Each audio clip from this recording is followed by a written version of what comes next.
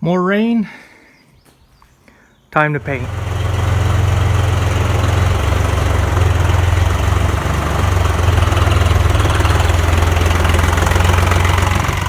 All right, guys, we got drenched here with some more rain. Can't get in the field, can't really do a whole lot. You'll see I've taken the hood off of the Case International 395. We've got the battery door off, the hood. It's only 4 bolts. You can get the hood off, the 2 side sheets. I already painted the exhaust stack with the high temperature.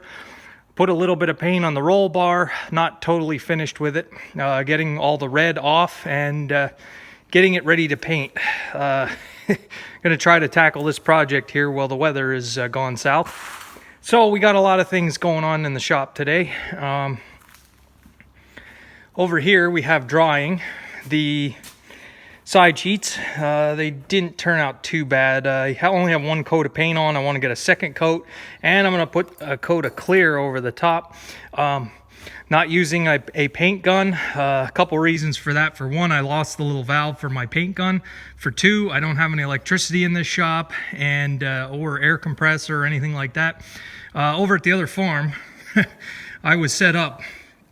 I had electric, I had a pretty large air compressor, I had an air dryer, I had the whole 9 yards for painting, and I painted quite a few pieces of equipment over there at the other farm. So this is going to be a rattle can paint job here, but hey, you can still do a pretty darn nice job even with the rattle can. So I got this paint online.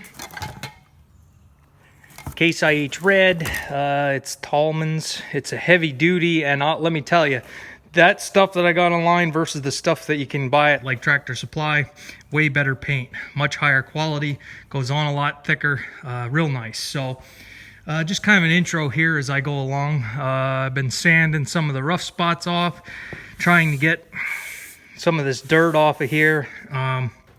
And we want to get some primer on this hood just because it's harder for like these dark areas. I'm not going to sandblast it. I'm not going to take it down to the bare metal. I don't see any reason to. There's no pits in it. It's smooth.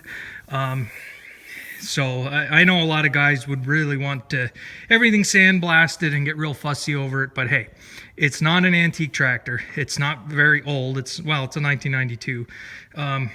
But I do want to make it halfway.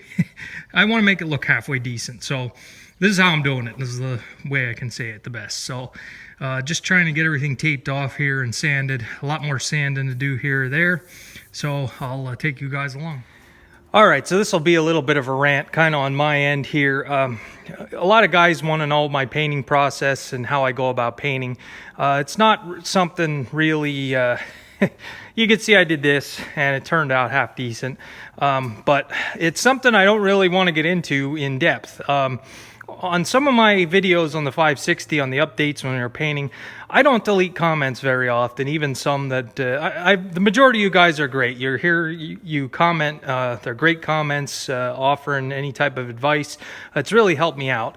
But every once in a while, you'll have somebody come on that's not a subscriber and basically just watch one of your videos and tell you everything you did wrong, which is fine. I understand that. I've seen that on everybody's channel. Anybody that makes videos on YouTube, you're going to have guys like that. But it was one of the comments on this Farmall 560 videos that I actually deleted because he was just totally totally out of line. So I just deleted and blocked him. So he's gone. But anyway, what I want to get into, and I've noticed this on a lot of farm channels and other channels on YouTube when guys do any type of painting, it's just a barrage of people saying, well, you got to do it this way, you got to do it that way, you have to do it this way, we always did it this way, you have to do this, you have to do that. And I didn't even respond to the guy because I usually don't. I respond to everybody's comments. If it's a real nasty comment, I'll either just ignore it or just pay no attention to it. But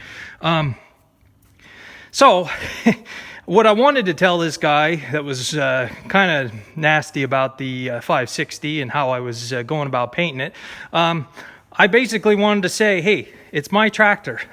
It's mine. I bought it. I own it. It's on my farm.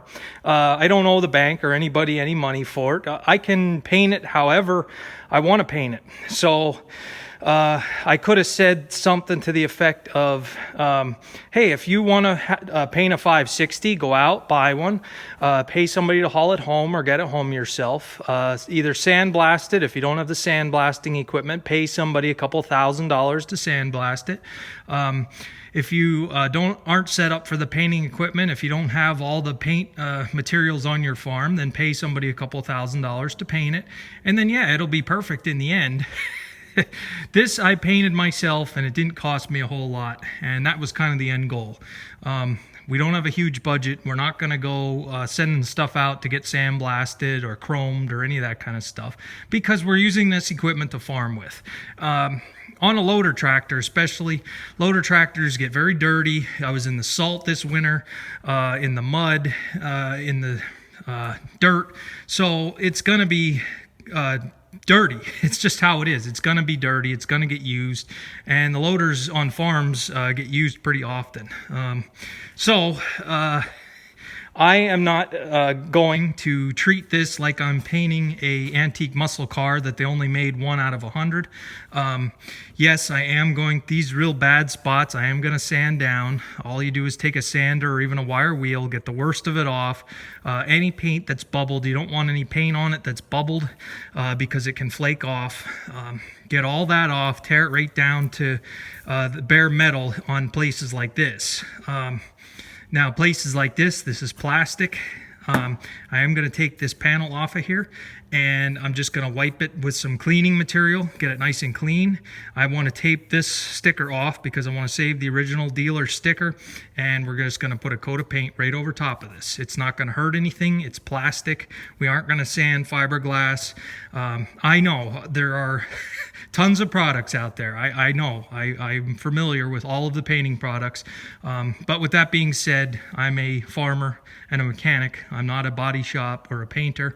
This is an on-farm paint job, and I have painted the 560. I painted the 986. I painted a Farmall C. I painted a Massey 50 or 60. 2 transport discs, transport harrow, all kinds of equipment, and I've never had anybody complain.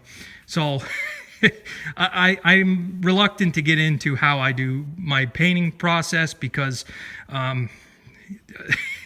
you guys know what I'm talking about. I don't need to get into it any more than that, but I'll just kind of tell you, like I said, something like this will sand down, get the bubbles out of it.